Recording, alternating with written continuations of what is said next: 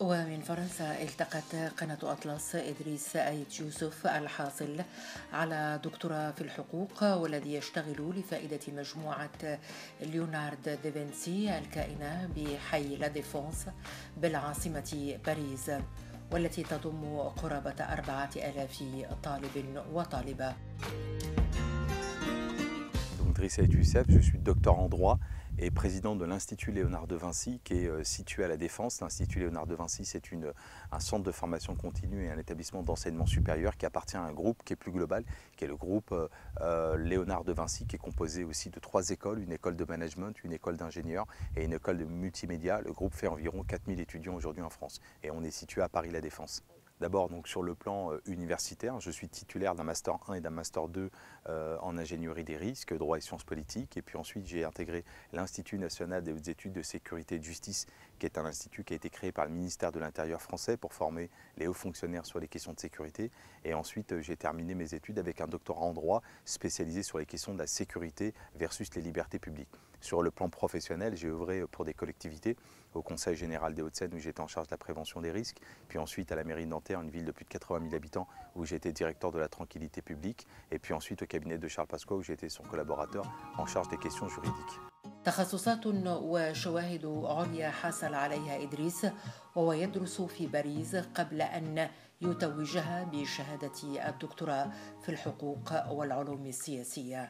La France d'aujourd'hui, c'est une France qui se cherche encore un petit peu. C'est une France qui est confrontée à des défis qui sont des défis sans précédent. La France joue pas sa survie, mais elle joue une certaine forme sa cohésion nationale. La France aujourd'hui est tiraillée, comme chacun le sait, par des attentats, mais des attentats qui, en réalité, reflètent autre chose, qui traduisent une autre chose dans notre pays. On ne cesse de le répéter. Aujourd'hui, les attentats qui ont été commis dans notre pays depuis plus de 18 mois, ce sont des attentats qui ont été commis par des jeunes Français. Ça fait mal au cœur de voir que des jeunes Français aujourd'hui commettent des attentats dans notre pays. Aujourd'hui, on refuse de regarder cette réalité. Les prisons françaises sont peuplées de jeunes. Ce sont les jeunes qui partent en Syrie. Ce sont ces mêmes jeunes qui peuplent les prisons, je l'ai dit. Ce sont ces mêmes jeunes qui commettent des attentats, je l'ai dit. Ce sont ces mêmes jeunes qui tiennent les mosquées les plus radicalisées en France. Elles sont tenues par des jeunes. On a un vrai problème dans notre société avec la jeunesse. Et on a des politiques qui ne comprennent pas ce qui se passe dans nos quartiers, qui ne comprennent pas ce qui se passe au sein de cette jeunesse.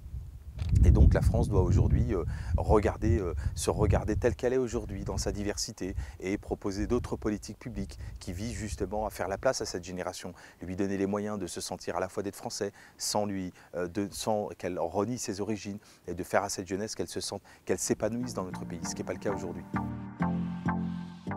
وكما يسرد العديد من المهام الإدارية التي مارسها بعد التخرج، وكلها مهام ذات صلة بمجال دراسة الحقوق، كما يتحدث عن بعض الأحداث التي طبعت المشهد السياسي الفرنسي في السنوات الأخيرة.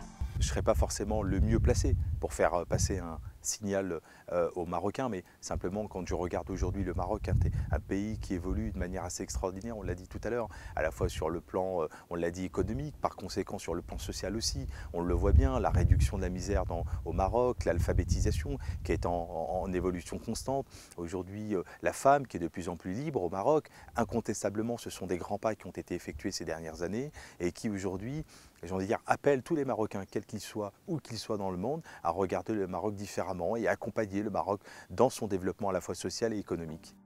ومن موقعه كحقوقي وسياسي يجد أن على كل المغاربة أينما كانوا عبر العالم أن ينظروا إلى وطنهم نظرة تفاؤل ورضا، لأن ما تحقق في السنوات الأخيرة من تنمية شاملت العديد من المجالات، وأن المغرب استطاع أن يرفع العديد من التحديات الاجتماعية والاقتصادية في ظرف سنوات قليلة.